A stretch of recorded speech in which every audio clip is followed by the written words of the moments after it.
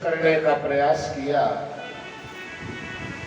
उत्तरा ने भगवान कृष्ण की प्रार्थना करी है, आहि पाहि महायोगिन देवदेव जगत्पते नान्यं तदभयं पश्य यत्र मृत्युः परस्परम्। उत्तरा ने कहा, हे गोविंद, हे नाथ, बचाओ, रक्षा करो, रक्षा करो, मैं आपकी शरण में आई। उत्तरा ने कहा, पतिरहित जीवन हमारे लिए तो हमारा भार ही है। मैं भले इस ब्रह्मास्त्र में जल जाऊं, लेकिन हमारे गर्भ में जो बालक परीक्षित पल रहा है उसकी आप रक्षा करो, नहीं तो आपका नाम बदनाम हो जाएगा। भगवान मुस्कुराए, बोले, बहू रानी बड़ी होशियार हो। अरे बच्चा तभी सुरक्षित रहेगा जब जच्चा सुरक्षित रहेगा। जच्चा ही नष्ट हो जाएगा तो बच्चा कैसे बच पाएगा। उत्तरा ने एक सबसे विलक्षण बात कही है, क्या? न अन्यम तद भयं पश्य। हे गोविंद, मैं आपके अलावा अन्य किसी को न तो जानती हूं न तो पहचानती हूं। भगवान का संकल्प है। गीता में भगवान कहते हैं, अनन्यास चिन्तयन्तो माम् ये जना पर्युपासते तेषां नित्याभियुक्तानां योगक्षेम्य वहाम्यहम्। और देवता चीतन धरई हनुमत से सर्व सुख करई। और चीतन धरई हनुमत से सर्व सुख करई। करहु सदा तीरथ वारी, करहु सदा तीरथ वारी। जिमि बालक है महतारी, करहु सदा तीरथ वारी। जिमि बालक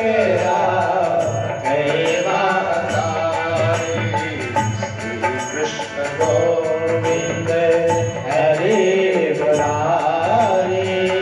हे नाथ हे वासुदेव।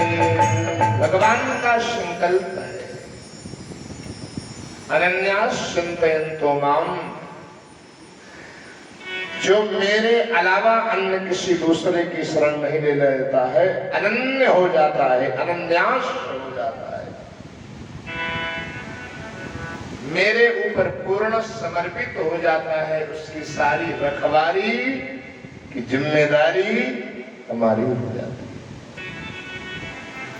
कैसी जिम्मेदारी? जैसे मां के पूर्ण आश्रित जब तक बच्चा रहता है तब तक सारी जिम्मेदारी मां की रहती है, और जब माँ का सहारा छोड़ देता है, माँ का भरोसा जब बच्चा छोड़ देता है तो फिर माँ थोड़ा स्वतंत्र हो जाती है कि अब तो अपने पैरों खड़ा हो गया है, अब तो चल। और जब तक पूर्ण रूपेण खड़ा नहीं हो पाता है तब तक कदाचित बच्चा दीवार को पकड़ करके खड़ा होने का प्रयास करे, और माँ कितनी व्यस्त हो लेकिन वो काम बंद करके एकदम होशियारी के साथ में बच्चे को देखना प्रारंभ कर देती है। क्या बच्चा खड़ा हो रहा है ये देख रही है? नहीं, ये देख रही है कि ऐसा न हो कहीं धोखे से गिर पड़े।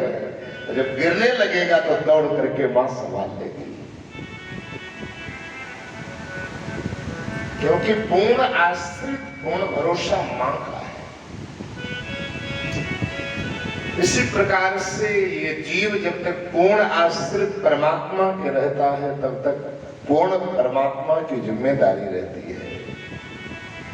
अनन्यास चिंतयन्तो माम ये जना परिपाषु। माँ का जैसा लगाव किसी को बच्चे का होता नहीं है। पिता को भी उतना लगाव बच्चे से नहीं होता है जितना माँ का लगाव होता है। लगाव भले ही हो लेकिन उसमें जिम्मेदारी पिता की नहीं होती जितना माँ की जिम्मेदारी होती है।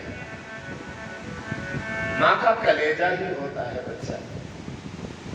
धोखे से कदाचित कहीं गिर पड़े या कहीं चोट लग जाए या कहीं कुनमुना जाए, रो जाए तो एकदम माँ का कलेजा धड़क उठता है और दौड़ करके उसको जितना भी व्यस्त है। ऐसे ही भगवान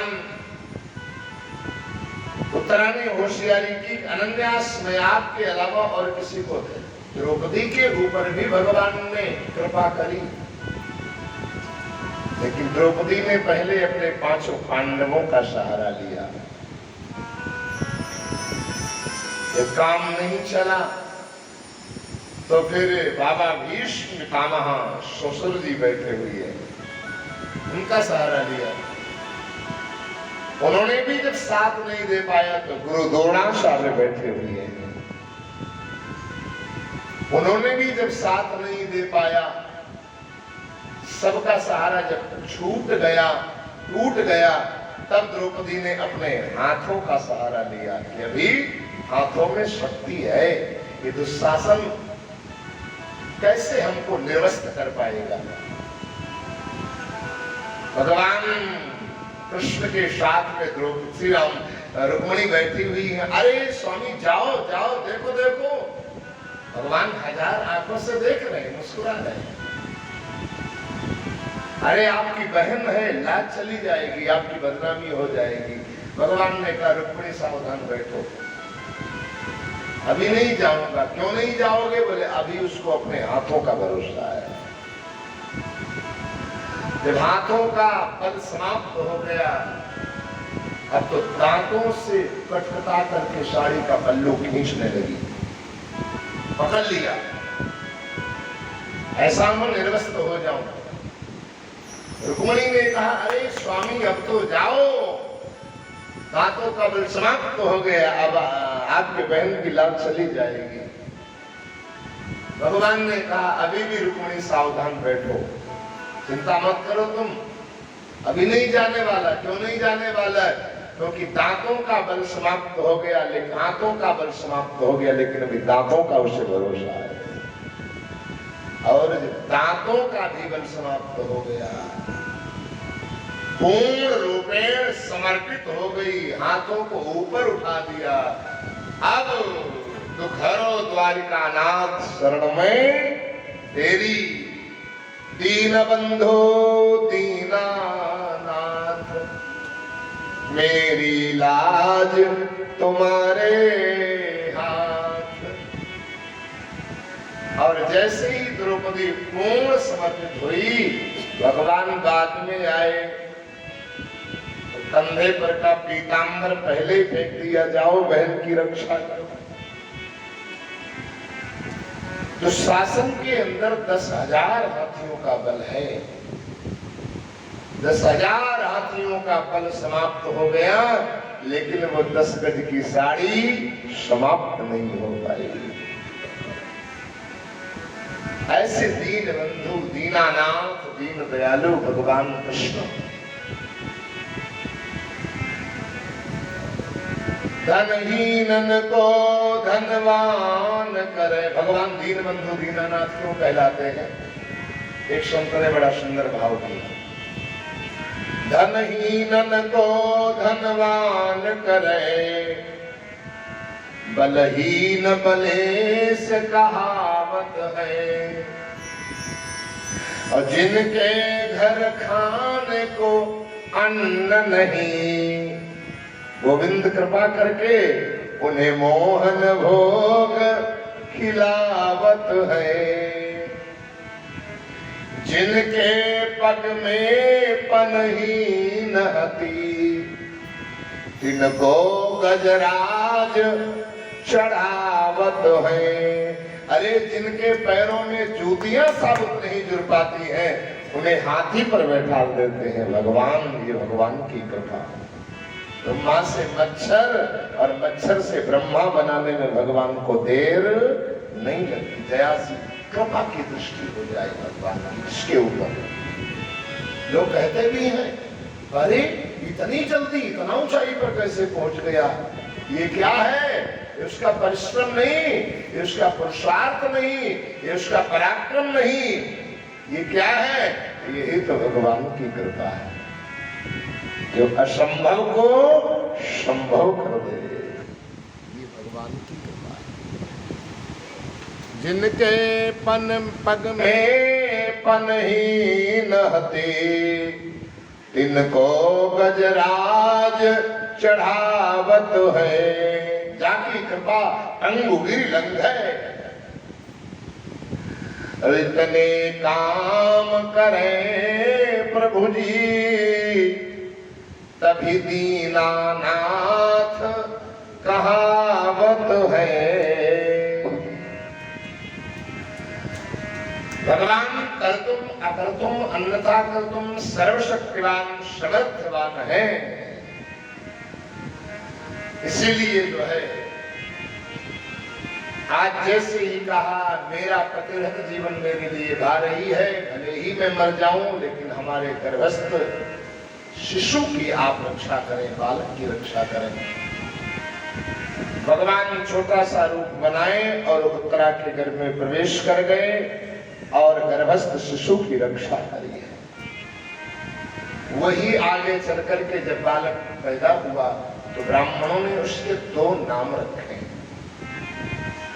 पहला नाम विष्णु रात उसका पड़ा है और दूसरा नाम परीक्षित पड़ा है। विष्णु रात माने, विष्णु माने भगवान, आरात माने संकट से बचाने वाले, आरात माने संकट। और परीक्षित का मतलब जो पराई इच्छा से मरे अथवा सभी प्राणियों के अंदर परीक्षा ले। एक बात आपको बताऊं, विष्णु रात केवल परीक्षित नहीं है, हम आप सभी लोग परीक्षित ही हैं। हम आप सभी लोग विष्णु रात हैं। परीक्षित की रक्षा केवल भगवान ने नहीं करी, बल्कि हमारी आपकी सभी की रक्षा गर्भ में भगवान कृष्ण ने की है, भगवान विष्णु ने की है। पल पल रक्षा करी, पल पल बचाए हैं, पल पल सुरक्षा की है। अरे 1 महीना मां से बालक अलग रख दिया जाए, बालक जिंदा नहीं रह पाएगा। और 9 महीने तक हमारी मां को खबर नहीं रही, लेकिन गर्भ के अंदर हम लोग कैसे जिंदा रहे? भगवान विष्णु ने ही तो रक्षा करी है। एक बात और बताऊं आपको, कई लोग गर्भ में ही नष्ट हो जाते हैं, क्या इनकी भगवान रक्षा नहीं करते क्या? रक्षा इनकी भी करते हैं, लेकिन गर्भ में इसलिए नष्ट हो जाते हैं, कदाचित योनि उनकी बाकी रह जाती है, इसलिए केवल गर्भ में ही आकर के और तत्काल नष्ट हो जाते हैं। इसलिए ऐसा उनको गर्भ में तो आना पड़ता है, लेकिन गर्भ में ही नष्ट हो जाते हैं। 84 लाख योनियों में कदाचित एक योनि कोई बाकी रह गई या मानव योनि बाकी रह गई, लेकिन वो देवता बनने वाले हैं अथवा भगवत साक्षी होने वाले हैं। भगवान के पारखत बनने वाले हैं तो केवल गर्भ में ही आकर के नष्ट हो जाते, अथवा पैदा होने के बाद में तत्काल मर करके चले जाते हैं। रक्षा भगवान सबकी करते हैं और सभी लोग परीक्षित है। हम आप जब पैदा होते हैं ना तो सभी के अंदर परीक्षा लेते हैं। बालक जब पैदा होता है तो कुछ कहते हुए पैदा होता है। कुछ लोग कहते हैं कि ये बालक रो रहा है, रो नहीं रहा है। वो सभी के अंदर परीक्षा ले रहा है और सभी से कुछ कह रहा है, हम लोग उसको जान नहीं पाते। बोले क्या कह रहा है? संतों ने बताया 10 मास लगे तब जन्म हुआ, वो कहता था मम धाम कहाँ कहाँ। ये बालक पैदा होता है तो कहाँ करता है ना, रोता नहीं, वो कहाँ 10 मास लगे तब जन्म हुआ, वो कहता था मम धाम कहाँ कहाँ। और मम जीवन के कहाँ जीवन हो, मम प्राणन के तुम प्राण कहाँ कहाँ। और कहता है दिखलाते रहे जो महाछवि मूर्ति। गर्भ के अंदर हम आपको सभी को भगवान दर्शन देते हैं, लेकिन संसार में आने के बाद में अनेक मूर्तियों का हमारा आपका सभी का दर्शन हो रहा है, लेकिन जो गर्भ के अंदर मूर्ति का दर्शन हुआ वो मूर्ति दिखाई नहीं दे रही है। इसी के लिए वो बालक शिशु कह रहा है दिखलाते रहे जो महाछवि मूर्ति। ओ महाछवि मूर्ति मम राम कहाँ कहाँ। जग जानता था ये रो रहा है, पर वो कहता था भगवान कहाँ कहाँ। वो कहता था भगवान कहाँ कहाँ। भगवान कहाँ हो कहाँ। एक बाबूजी के लिए कुर्सी डाल देती है, इनको बड़ी दिक्कत हो जाती है। मेरी आज्ञा है आप बैठ जाओ, कुर्सी बैठ जाओ। बाबूजी इसका मास्टर साहब कुर्सी बैठ जाइए। नहीं कुर्सी बैठ जाइए, आपको दिक्कत होती काफी। अरे नहीं हमें हमारा आदेश है, आप बैठिए कुर्सी बैठिए, आज्ञा है। आप ऐसे बंद नहीं है तो कुर्सी बैठ जाइए आराम। इधर डाल दो भैया, पेड़ के तखत के डाल दो छाया में। बेचारे जब उठते हैं ना 90 साल की अवस्था है, धन्य हम लोगों का क्या होगा। पहली बार तो इनकी अवस्था तक पहुंचना ही मुश्किल हो जाएगा। जवानी में माझा ढीला लोगों को देखते हैं, 15 साल के बच्चे चश्मा लग जाता है कहाँ। और 30 साल के बाद में बुढ़ापा लगने लगता है। देखो ना, संभालना पड़ता है। तेज आंधी आए तो ढूंढना पड़ता है कहाँ है भैया रोई, ऐसा न कहीं गायब हो जाए। तो इसलिए जो है इधर इसीलिए तो लोग सामने बैठाते हैं, हल्के पतले वालों सामने बैठाते हैं। दमकनाट लोगों कोई बात नहीं, किनारे बैठते हैं, हल्के पतले लोग सामने बैठते। तो इसलिए जो है मैं निवेदन कर रहा था, ये हम आप सभी लोग भगवान का दर्शन किए हैं गर्भ के अंदर। हम आपको सभी को दर्शन दिया है भगवान ने, क्योंकि 9 महीने की कोठरी में हम लोग 9 महीने तक नरक और गर्भ की कोठरी में हम लोग बंद रहे। ये गर्भ जो है ना, ये नरक की ही कोठरी तो है। शास्त्रों में संतों ने कहा है गर्भवास समम दुखम भूतो न मनुष्यते। गर्भ के जैसा दुख न तो पहले कभी हुआ है और न तो आगे भविष्य में होगा। इतना गर्भ में इतना दुख होता है। आगे तृतीय स्कंद में